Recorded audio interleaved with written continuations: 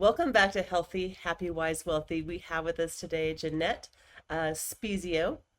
I said that right? Yeah. You did. She, okay, she is with a Sustainable House in New Jersey, which is a locally owned refill and sustainable, and we're going to learn all about it. So I get so excited about learning about small businesses that are making a big impact, and you are one of them. Before we get started, I want to say we have a podcast sponsor, Mindiii, Mindii, and they do everything with full stack building of websites, all the data storage in the back, keeping everything safe. Look up them for anyone who needs IT services. So, Janette, you were in corporate for 30 years and then now you opened up this store. Tell us first about the store. Like, what is it? Sure. We're a eco-friendly store. We are a home goods store. We have over 3,000 items. It's called Sustainable Haus. It's spelled Haus, the German way. It's just this really cool place. People who come, it's an experience. It's an experience when you come. We are a small but mighty zero waste refill store. And that just means that our products create zero waste, zero impact as much as possible. And you can refill. You can refill laundry detergent, dish soap, hand soap, shampoo, cleaners, toothpaste tablets, all that stuff. And then we have lots of reusables. So everything is meant to have a lower impact, no impact in many cases, and be non-toxic, healthier for us, our families, and the planet. Well, that's amazing. I was having a conversation with my grown daughter who's in Atlanta and about how I was, I get frustrated with so many chemicals around me that I just don't have any control over. And she was like, "Mom, but you were an early adopter. Like you were in the 90s wanting to not." And I was, my health failed in the 90s, so of course I'm an early adopter with some of these things. But I still feel like after all these years, I don't think I have experienced a store like yours. So, Well, I would like to say that there aren't many like us. There are yeah. definitely lots of refill stores. So go look up your local refillery, zero waste store. We're a bit different because I just wanted to have a lot of solutions and answers. So we have things that your average store won't have. We have lots of bakeware that is stainless, no aluminum. We have lots of wood, utensils, bowls, cutting boards. We have food storage, a whole wall of food storage, and we're a small store. So we try to have a lot of choices. So even like on deodorant, we have 4 different brands with multiple scents. And of course, unscented because nobody needs a scent. Um, Almost everything is scented with essential oils. We have a couple that aren't. So it's all that stuff. Um, and I think that these kinds of stores are growing in popularity. So there's more around. There's probably about 5 or 600 across the US. Okay. So they're out there. Yeah. Yeah. Well, good. So, why no aluminum in the bakeware? Well, there's a lot of people that will say it is linked to dementia and Alzheimer's. And you can look for studies. We're really big on finding research and studies that back things up. And this is one that's a little bit harder to find much definitive evidence on, but there are tons of links or correlations to dementia and Alzheimer's. I realize that is not as strong as it could be, but there's a clear thread in the conversation about heavy metals. And so we try to have as much glass and just stainless as possible with the best grades of stainless, which is, you know, some of these things are hard to find, and we try to find the best we can. We are not perfect. So, huge disclaimer, I'm not a doctor. We are not perfect, but we are really trying to give people better choices. Yeah. Well, and yay for that because we need better choices for sure. And there's some of the things that you talked about when I was reading through your things was like, the transparency in um, building a clientele based on they trust you versus on uh, I'll call it marketing. I was in Yeah, marketing for a couple of years, so don't say anything negative about that. At the it's same okay. time, at the same time, uh, like people read the front of the cute label that says this is so great for you, and not turn it on the back where it's like, no, actually, it's not. So we believe the marketing. I think probably in a way. Is that kind of what is that what brought you into this? What kind of made you do this?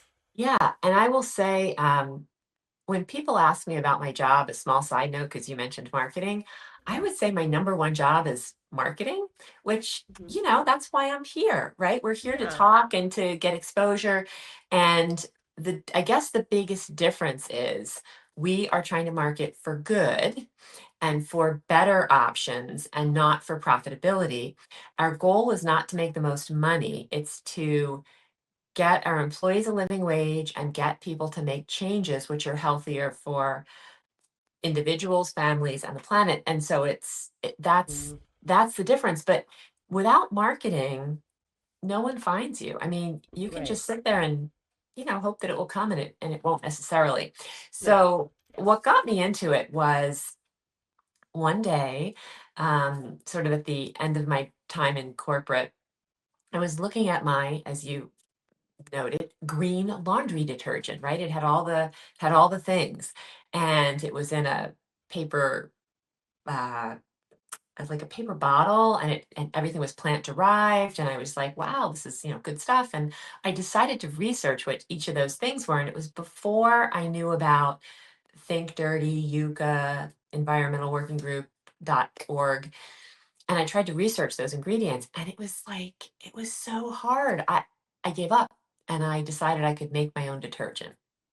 And that sort of led me down this rolling path, because I thought I made this great detergent. If I wanted it, others must want it. And so I started at farmers markets, and I never had a business plan. I just knew that I wanted a place where people could come and find some of the best solutions that were out there. And again, it doesn't make us perfect, because we live in this world that is just really imperfect. But Hmm. we try hard to educate people and to find better choices. And a big part of what we do is educate. And that's really where I think the marketing comes in, because we talk about toxins, products, how they're used, what the options are, so people can find Yeah. better choices.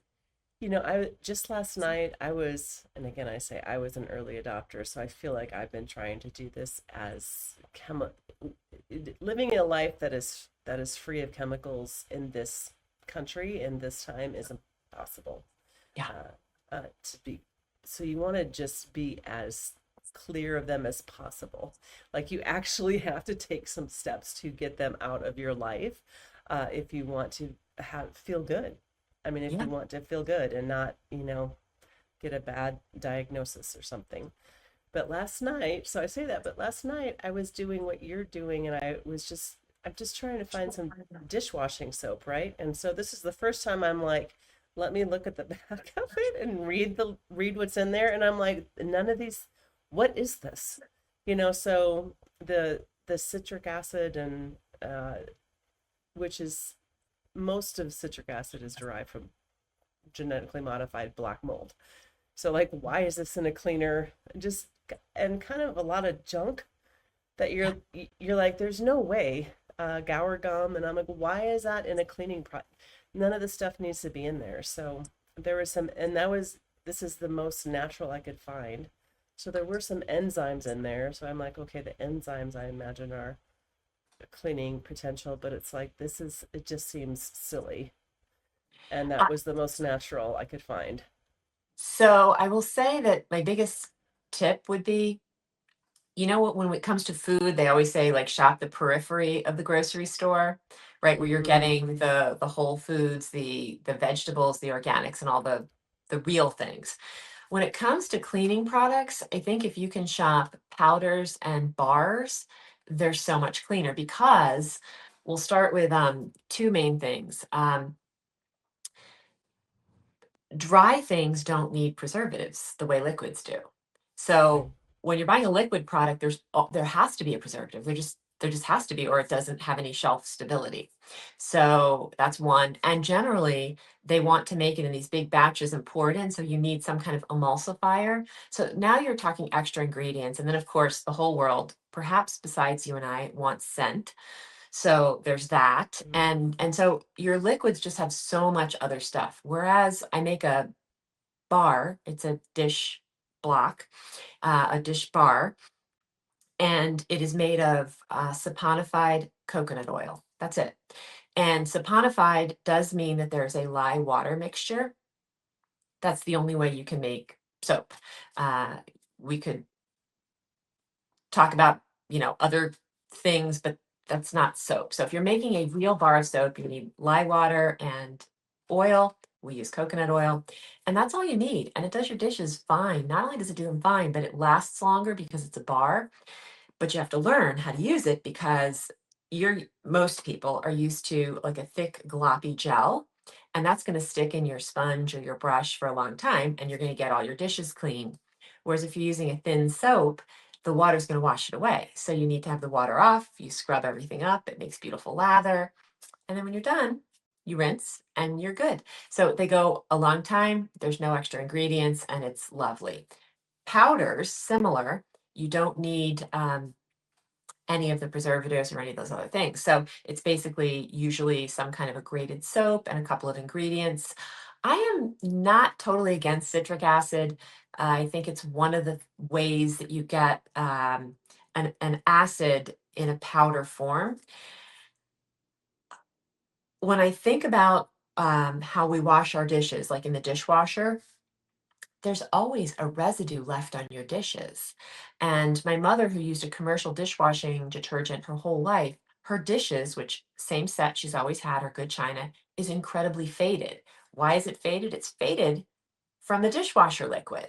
So you got a lot of stuff in the liquids you don't want. Um, so yeah, at least the citric acid is, it washes off, and the acid interacts and gets things clean. But I, I am fine with people who don't want to use any citric acid. Those are also excellent choices.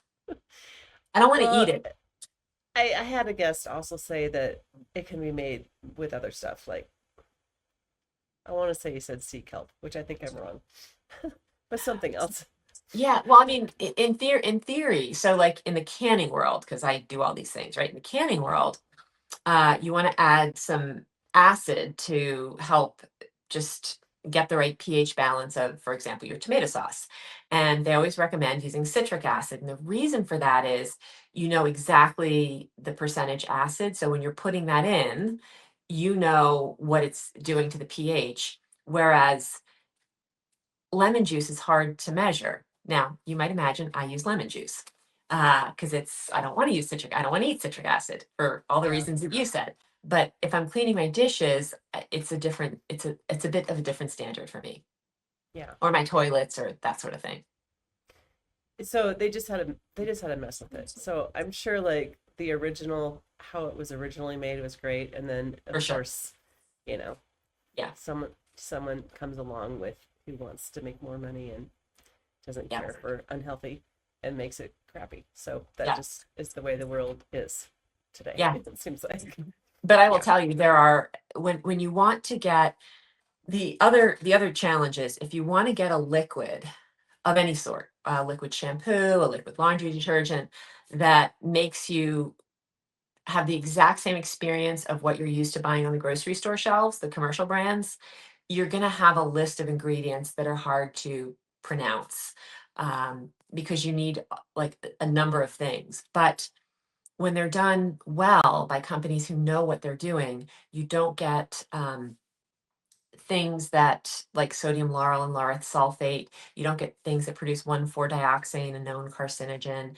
You don't have just all the bad stuff, right? So there's always two ways to do it, right? There's a clean way and there's a financially commercial cheap way to do it. And that's what, most people are doing it the cheap way, but there are good brands. Yeah.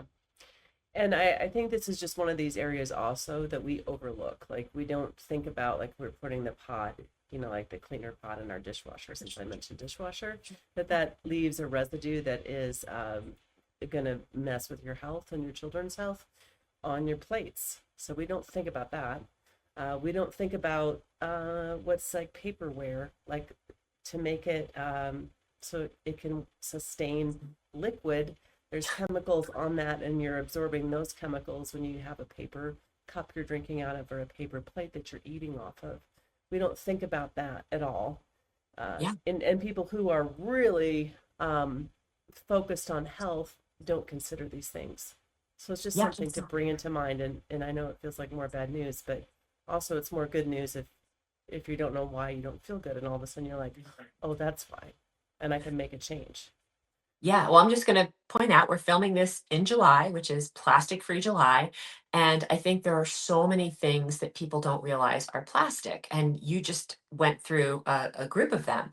But I will not use a paper plate. I will not use a to-go coffee cup of any sort. And I will not use a tea bag. So just think about, let's go to the toilet for a moment. You take a little piece of paper and you drop it in the water, and you come back a day later, and what do you have? Just it's like a little bit of muck, right? It's all broken up. There's nothing left, right? Right. However, if you take a paper plate or a coffee cup and you fill it with hot coffee and you let it sit there on your counter for 2 days, it's not leaking on you. And that paper plate isn't falling apart in your hands. Well, it's not paper anymore.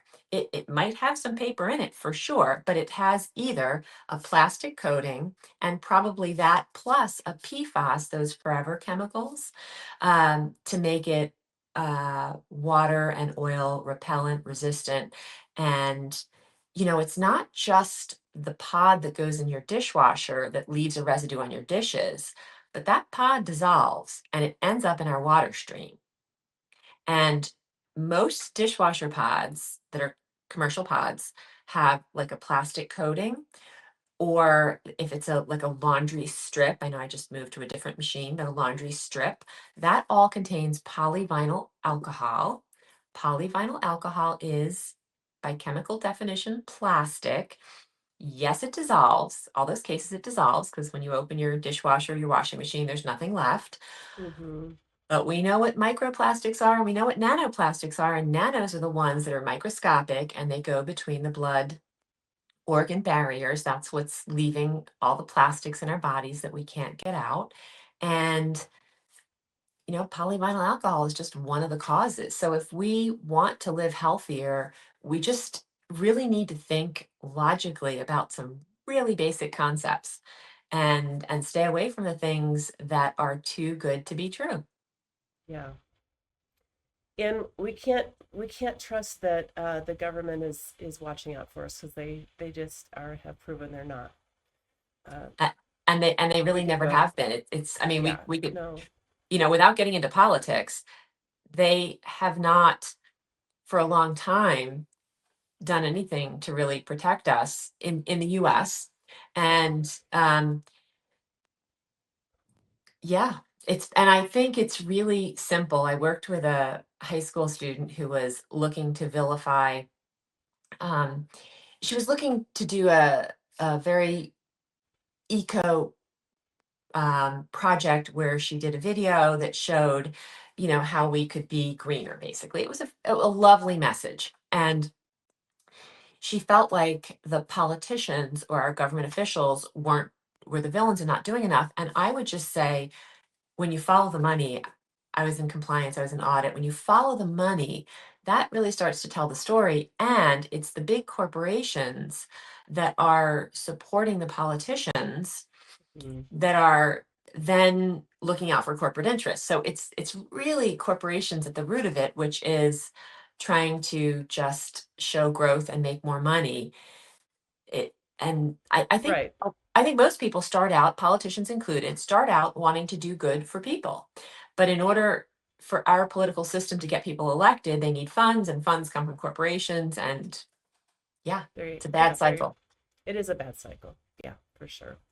that the people that tend to run it then are the ones that have the cash, and the ones that have the cash are the ones that are not necessarily interested in keeping us healthy. So Yeah. yeah. Okay, so you said you had some props for us. Do you have some of the things on the that you Sure. in your store? I want to see them.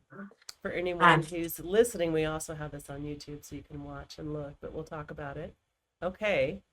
so this Yep. is a shampoo bar, Okay. and it's our favorite brand. She's out of New Jersey, where I'm located. Mm-hmm. And it is, there's probably 50 bars on the market. You could try them all. This is the best one. So you can buy it from her, you can buy it from us, you can buy it from your local refillery.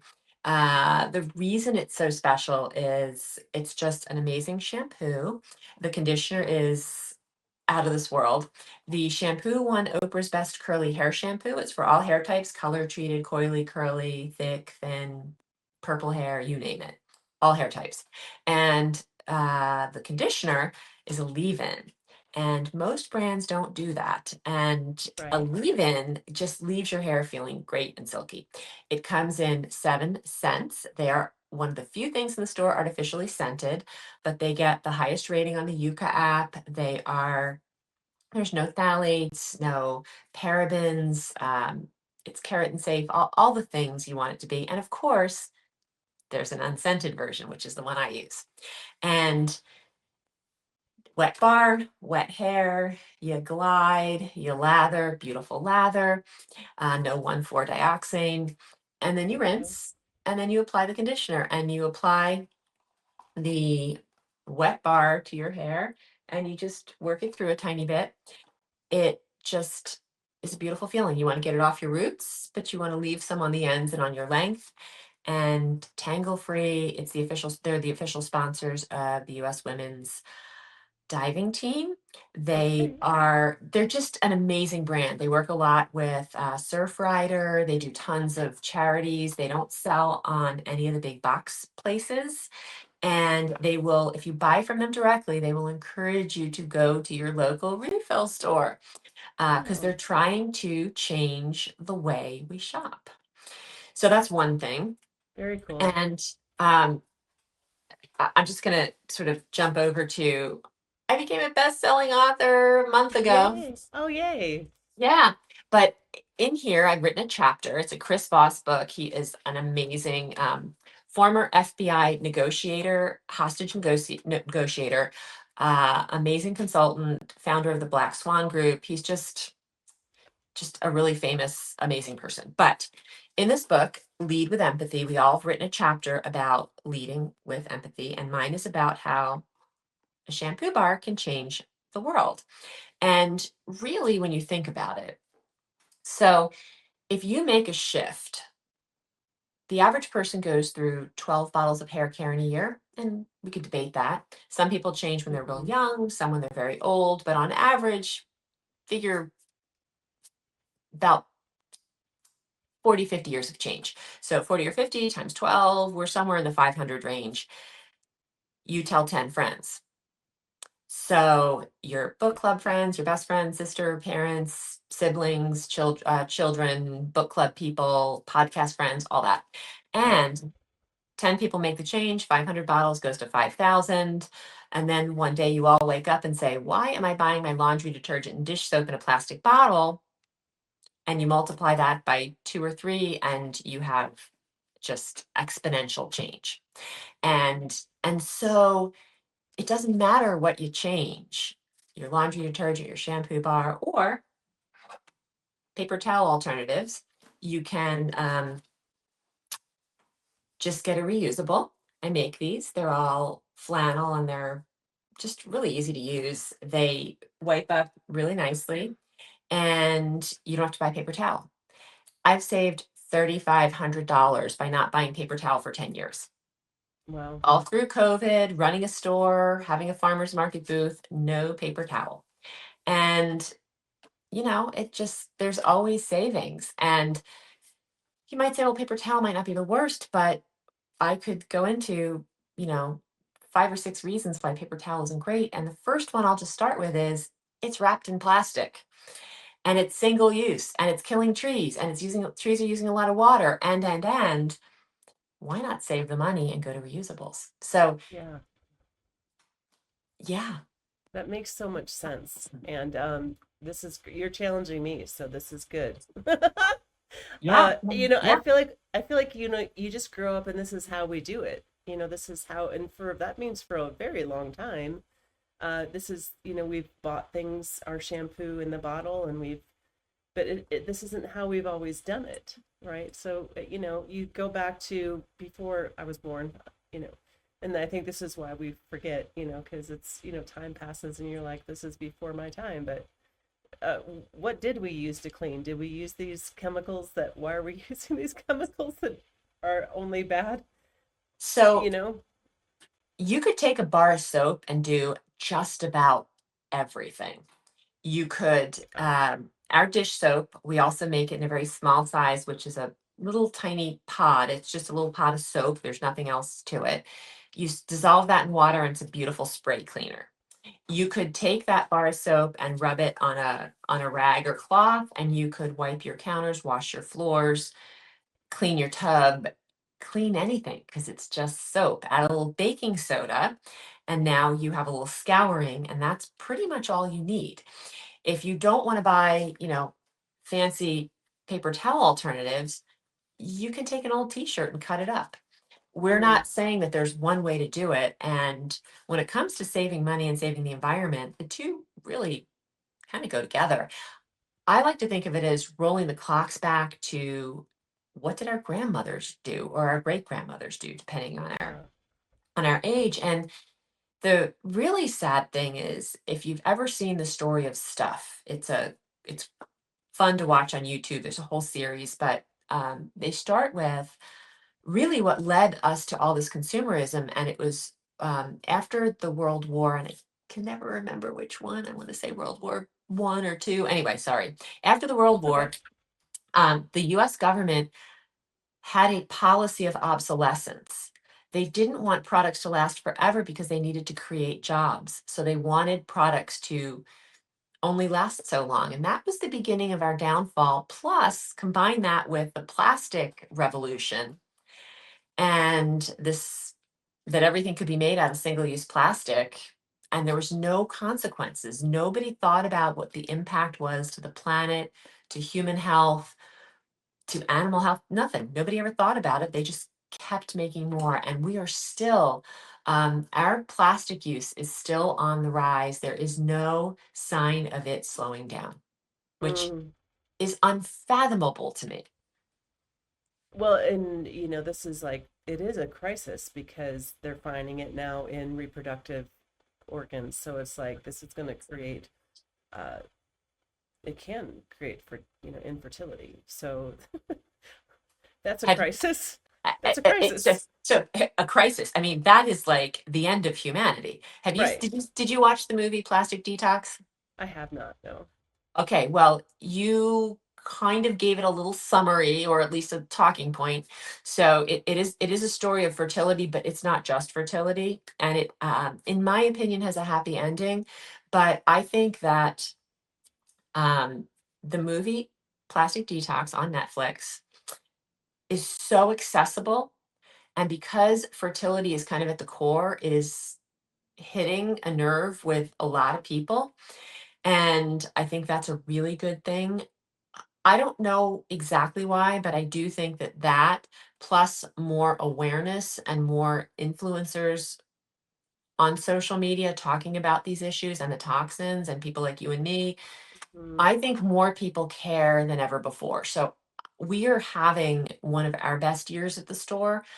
I've been doing this for 10 years, and it's been so hard. I thought if you built it, they will come, and they don't.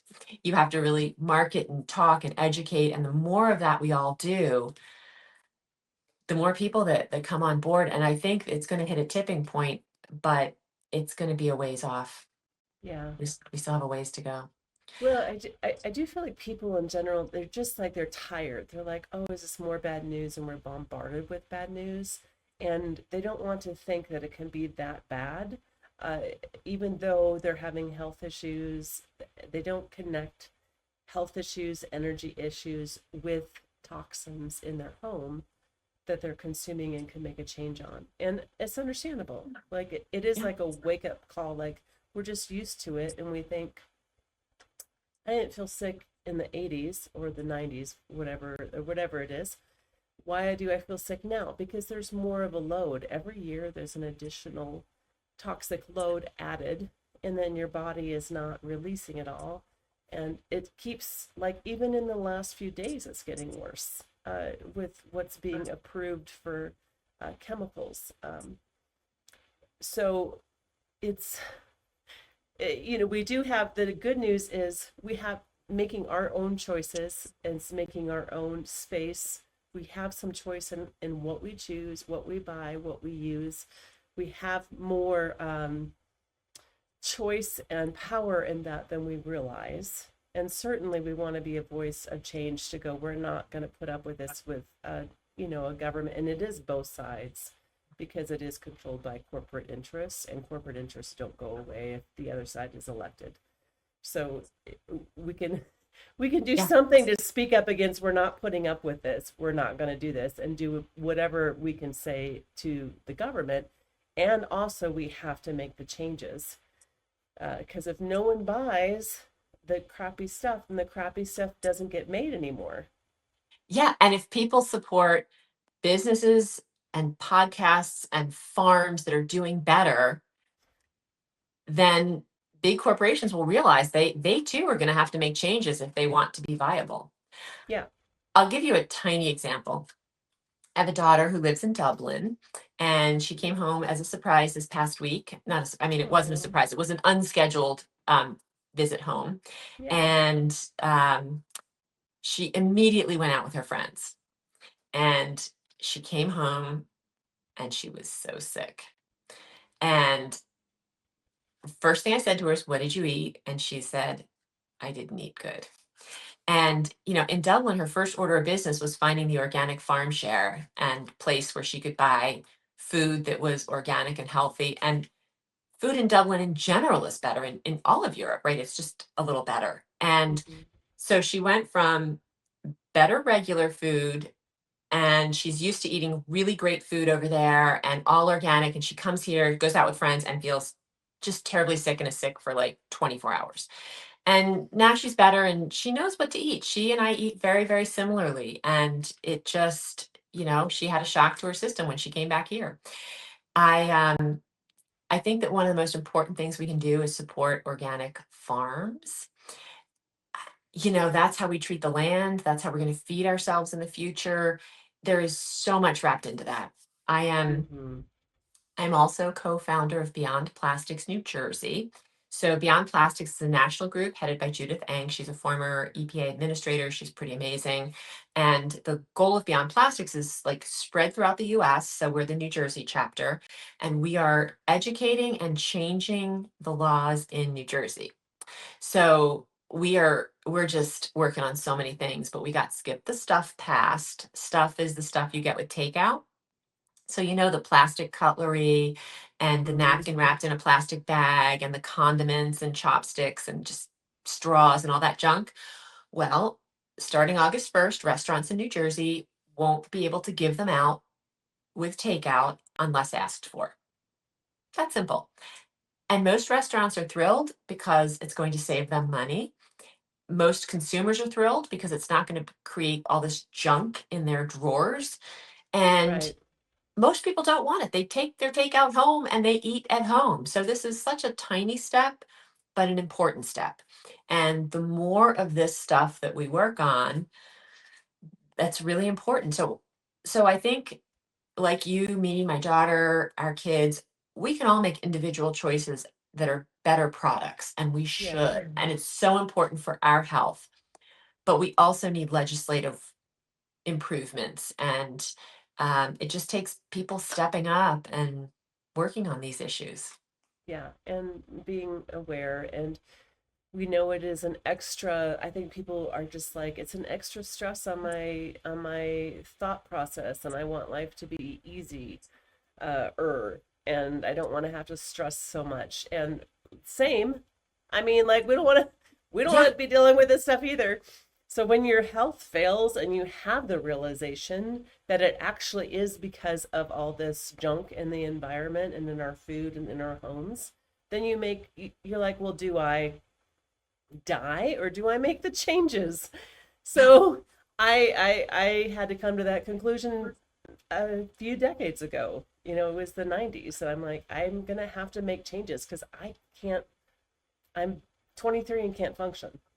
So there's other people out there who are like not feeling well, but you don't even really realize how you don't feel well because it's just how you've felt for so long. Like we don't understand vibrancy, and it's harder and harder to just feel good and feel energetic and feel healthy and vibrant. I don't know that I feel that all the time because it's just always something, and you can't always control your environment either. So before But joining online with you, I'm in my house and I can hear the air filter just going. Like the filter in the downstairs part of the house. And I realized I have a window open and I don't know, we've had a lot of storms, there's a lot going on. And so I closed the window and the air filter, calms itself down. So it's just coming at us in all ways. And you said before you can't avoid all toxins, and I 100% agree. But I think it starts with working on our water, our food, our air, the things that touch our skin, which is all of our cosmetics, all of our cleaning products. And uh, I 100% agree. I would say a large percentage of our customers are people that have had health issues, have children or family members with health issues. And for me, I grew up as a first generation American with an organic garden, a mother who worked in a health food store. We sewed our own clothes, we canned our own food. We did a lot of the really good things early on. However, then I got married and I kind of got away from some of that. And then one day I woke up and I was like, oh my God, I got to get back there. And just really kind of leaned in hard with the idea that I've had melanoma and I've got some thyroid issues and, the standard mm-hmm, kind of stuff as we get older. And I say mm-hmm, standard stuff, I do not mean to minimize it because it should not be standard stuff. right, But for most of us, as we're getting older, we start to get some things. I don't take any medications. And I want to solve all of my health issues. And I want to stay healthy by eating organic, whole food, plant-based, blue zone diet. And I want to reduce all the toxins in my life. I'm wearing a dress I bought in Dublin. It is organic cotton, small batch made, um, plant dyed. Like, these are the kinds of things that we really need to care about, and right, we can take a lot into our own control. And I think for me, we do two things. The store has like the easy stuff, right? Like we can get you set up on all your reusables, and we can get you the cleanest products, which would be, for example, you clean your hair with a bar of soap, the cleanest products you can get.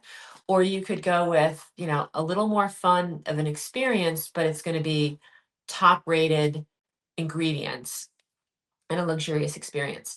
But either way, all the things you can do, like no plastic utensils when you're cooking your food, absolutely no nonstick cookware of any sort. And that's your bakeware too, like what you're putting, yeah, your cookie sheets, your muffin tins. It is, I don't believe in silicone. I don't use bioplastic, like biodegradable, like, you know, supposedly better plastic. We don't use that. We don't want that. We don't have that. And so we have all the things that you can easily swap out. this is something I've talked about with friends, but I've never talked about on the podcast. Why is nonstick Fabulous. not good? So, okay. PFAS, poly and perfluoroalkyl substances, are the chemical that does a number of things. And this is a primer on it. They make things nonstick, waterproof, stain resistant, fire and flame retardant.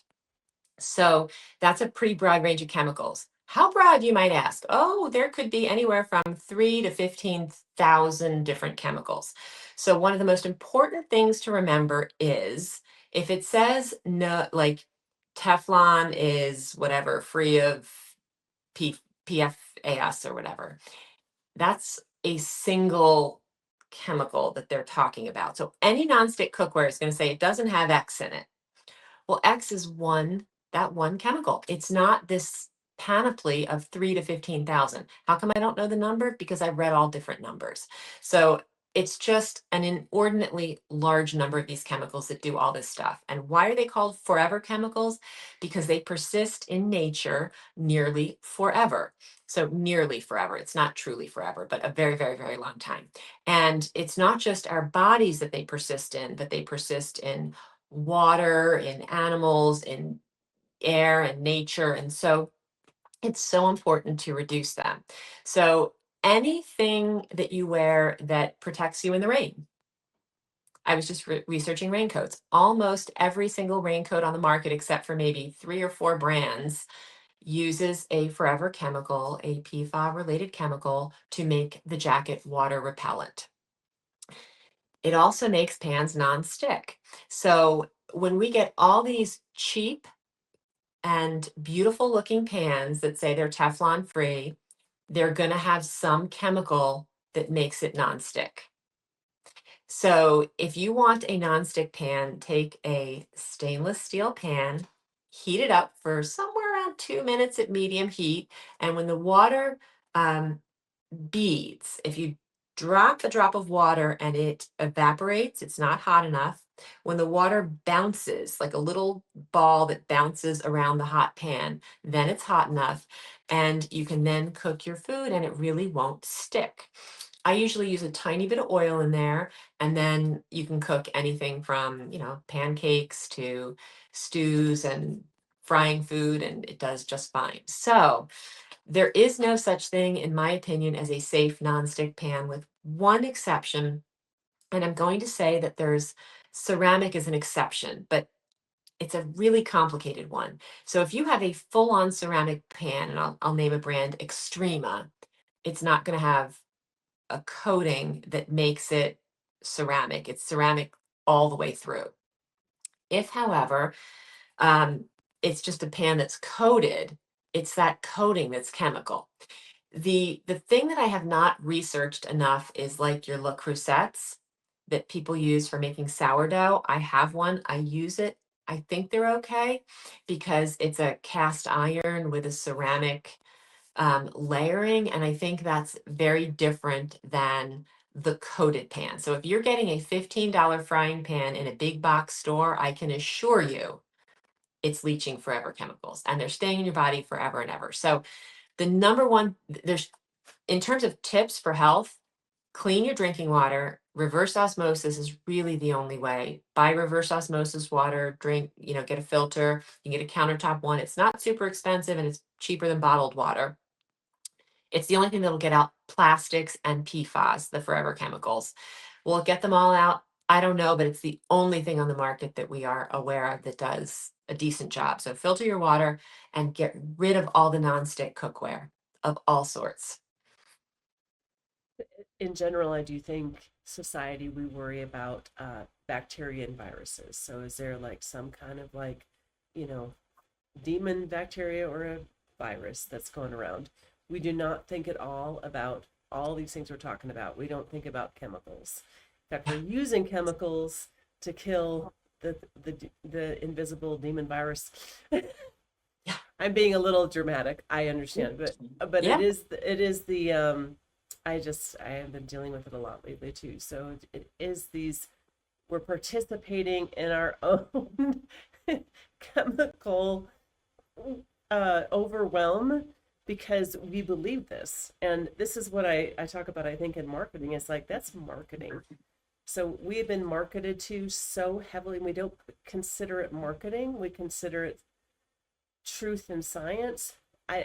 Not are we sure that the chemicals are needed and all these things we're doing is needed for this, or is the chemicals the things that are hurting us and causing our bodies to be under such duress that they cannot operate correctly to deal with a bacteria or virus. Uh, you know, Yeah. You mentioned that people often don't care until they get sick, and then they're like, how did this happen? But I think we also have to remember that our bodies are used to fighting the things that are irritating it, right? So there might be a chemical in my laundry detergent that I've used forever and ever and ever and ever, and my body's used to it, so it's always fighting it. Is our bodies fight the thing that it's constantly irritating it, and then we hit overload, right? So then all of a sudden some other foreign thing like a carcinogen comes at us, and we're so busy working on the toxic chemical in our laundry detergent that we can't fight off that other toxin. So I do agree, we're on overload. yeah. And this is going to sound a little maybe too much for people, but I gotta say it. So if you're using the toxic chemicals for your laundry or whatever, that it goes out of the home, out of the apartment, and everyone breathes it in. Yeah, So and so you are hurting the health of people that might be immune compromised or whatever by doing that. So for some people who are like, it's just me doing it, these things do, they flow to the neighbors, they flow into the community, they flow into your water supply, and they're in the air when you're, I just get the Lysol sprayed all the time around me, and it affects my health. It very negatively affects my health, and I've vocalized that, but also it's like people just believe that this is the right way to handle health, is spraying chemicals yeah. and using a lot of chemical cleaners. So I'm So I'm going to ask people just to maybe let's rethink that. Is it yeah. really? Is it really? Um, and I disagree that it's the right way to handle health. Obviously, So So we have a new neighbor, a new person moved into the house next door, and I'm so happy because they're not spraying their yard. The old neighbor didn't either, but most of my neighbors spray their yard, and it's really simple. If the grass is perfect, you don't touch it. You don't let your pets walk on it. You don't walk on it, and you keep your organic garden as far from that as possible. So I'm so thankful that they moved in, and they are a chemical-free yard. So that was really a yeah. good win. And there's a very significant laundry detergent brand that rhymes with the word wide, and on its website they list 87 ingredients. And I say to people all the time, if we can't filter out pharmaceuticals from our drinking water, what makes you think we can filter out 87 chemicals from a laundry detergent? Because I know the answer. It's just common sense. We can't. So if we want to live healthier as individuals, as families, and as a planet, which is not just for us and the animals, it's for every like Hmm. living creature. And it drives me nuts sometimes when I meet people that are vegan. I'm whole food plant based, and when I meet people who call themselves vegan and they're all about the animals, and they're holding a cup of plastic with a drink in it, when they're using terrible products, when they're wearing synthetic clothing, you're just like, you have missed the big picture here.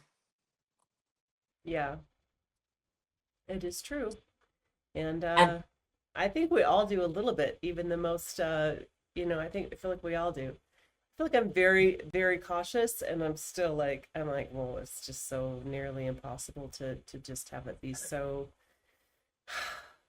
I just want to escape. I have some land in Georgia. I just want to go escape there. I don't have a home built on it yet, though, so I can't do it. But I'll come sometimes you're visit. just like, yeah, I'm just like, I want to escape, but there's no escape. I Uh, think you know. I think though that there are I did a list not long ago about some non-negotiable things, and it's stuff that we just don't always know about, right? We Right. live in, you said it in the beginning, we live in a very toxic world. So until you learn the good and bad, like what is okay and what isn't okay, you don't know, right? So it never occurred to me that wearing polyester, spandex, lycra, nylon, any of those would Hmm. be bad. And if you want to find yourself a pair of socks without any of that, there's almost zero out there. And if you find the brands, there are a couple, they are not going to stay on your feet properly. They're going to be very slouchy, beyond what you want them to be. So, Yeah. I'm not somebody who is so pure that I say never. You and I are both on phones, computers, we drive cars, we have glasses and plastic in our life. It's okay to have a little bit, but know what it is and what it's doing and how to make better choices. And especially around food, your home. If you look around my house, I don't have any synthetic carpets. I don't have any vinyl flooring. That's not true. I have one room of vinyl flooring. It's my basement. Um, and we just need to do better on every turn. And I just, yeah, follow people like you and I that have lots of advice and suggestions. But I will say, you know, pay attention to what you're drinking, make sure you're careful about your clothing, and if nothing else, start with underwear, all cotton, all natural fibers, and if you can Mhm. afford it, please organic. Because we talked about the fertility crisis. If you're wearing synthetic underwear, I'm pretty sure that there are studies out now that are specifically linking that to lower sperm count and fertility problems. So just clean up the underwear, and there's so much we can Yeah. do. Laundry detergent, our skin is our biggest organ. So get your laundry detergent and all your beauty products cleaned up. These are Hmm. easy things to do. No nonstick cookware. And here's a funny one: no microwave popcorn. Yeah, Yeah, that has a it's lot of toxins in it. yes. And which isn't to say that you can't microwave popcorn. Now, I don't use a microwave, but if you do and you want to, and you take kernels in a paper bag, plain paper bag, and put them in your microwave, organic popcorn kernels, they'll make beautiful popcorn. And there's nothing wrong with that. But the ones you buy in the aluminum tins and bags are just full of forever chemicals and all kinds of other really nasty Yeah. things. I don't use a microwave either. And I don't even know who, someone sent me a study on how bad microwaves were, like in the mid early 2000s, let's say 2010. I don't know. Yeah, And, good for uh, you. and so I'm like, I don't know why someone sent me a 30-page document on why not to use the microwave. It's very random. Uh, but I think if you're tuned into your body, you're going to realize it doesn't have the same.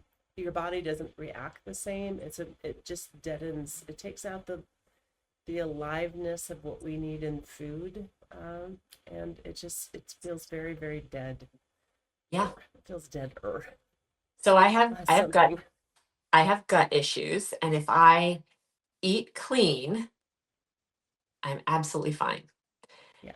But if I eat things I should not eat, like not organic wheat products, not organic corn products, I don't do well with artificial flavors and colorings. When I eat those things, like I don't feel good. And it's an Yeah. immediate reaction. Within minutes, I can tell you that I've had something that does not agree with me. Yeah. And I think people like us that are a little more sensitive are also the barometers. Like if it's negatively affecting us, it's probably not positively affecting someone else. You know, Yeah. so these things, and that's just something to think about. And we are not we are not trained to just listen to our bodies. We're very uh, not trained. We don't do it. We don't go, how is my stomach feeling today? I don't either. Like I just like, if you put attention on a different body part, you're like, how does, anything?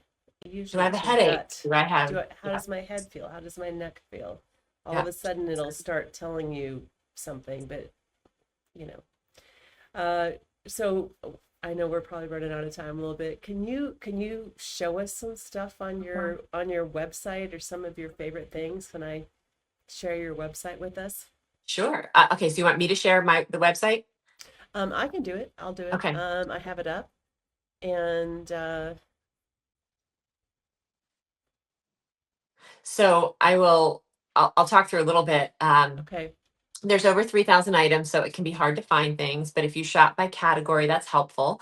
We have some of the largest selection of food storage that you can find without plastic. And if it does have plastic, it's usually just around like the lid or a connector. It's not plastic touching your food. It might have a silicone base for just a little bit of ease in use. Ice cube trays have been viral for us for the last year and a half. We sell a lot of stainless steel, 18/8 stainless ice cube trays. They're super fun. We ship out every single day, anywhere from 5 to 30 packages. So Oh, we wow. are, yeah, we're a pretty well-oiled machine when it comes to that. Although we're still a small business. There's like 6 of us, and we are just working on it. Plastic cutting boards are a no-no, so we do a lot of olive wood. That's our dip shampoo bar that you just pulled up. Oh, yeah. I was Yeah, gonna go to there. that's Okay. that's an absolute this is our best-selling product in the whole store.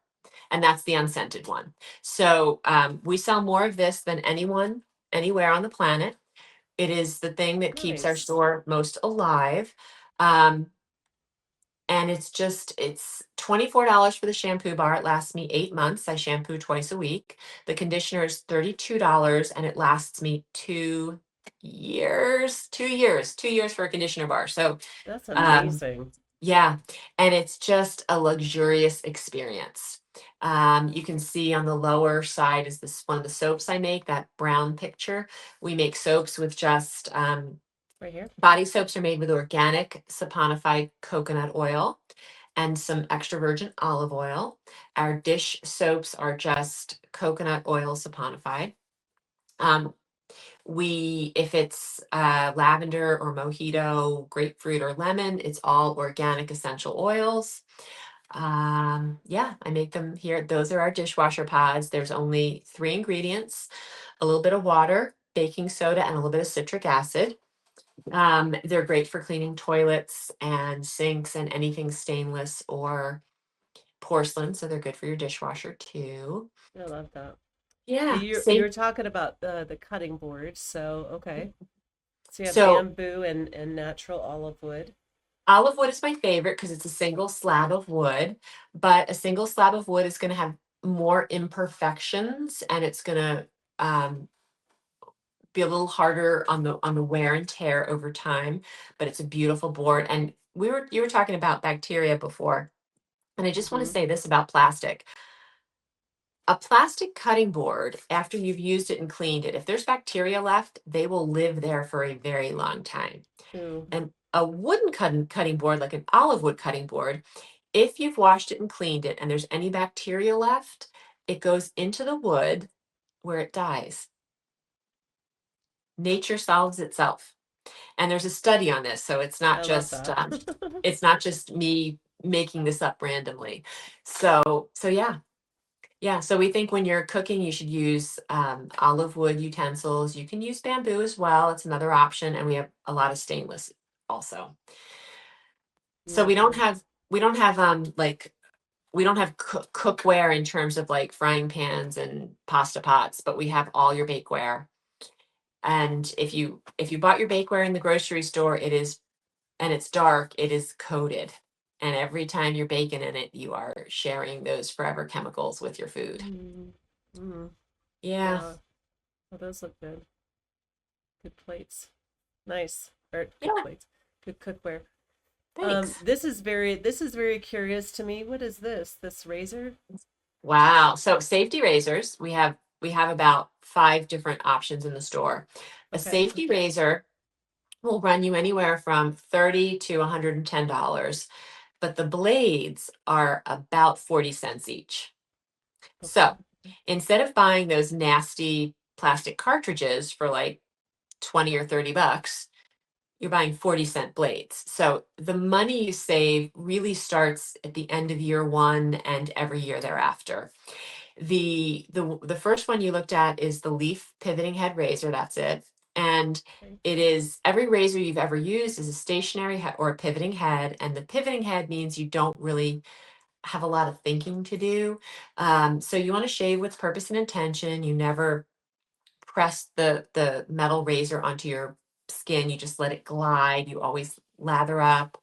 But it's a better shave. So those like multi-blade plastic ones, they Mhm. pull the hair so far out of the hair follicle that when it cuts it, it falls below the skin line. Ooh, And that's that really beautiful close shave you get. But any curl in the hair or even just the way it starts to grow can lead to an ingrown hair. And that's the razor rash and the bumps and the bad shaving experience. So yeah. having a safety razor is just a beautiful way to shave. That's so cool. I just had no idea something like that was even available. Yeah, so we just and another really great product to consider, especially for any women out there or anybody who has women in your life, period products can be really um, full of toxins. There was a article I think that came out about a year ago, and it talked about, I can't remember what it was. It might have been lead in our period products. I don't know, some toxin. And I went back to the study because I read the study, the whole study. And the study actually was a compilation of all the studies ever done. And there must have been like 30 other studies done on period products. Mm-hmm. And they found just like every toxin you could imagine in there. Each study looked at something different. And, you know, we here in our headlines focused on one. And that is not the story. The story is they're full of all kinds of stuff.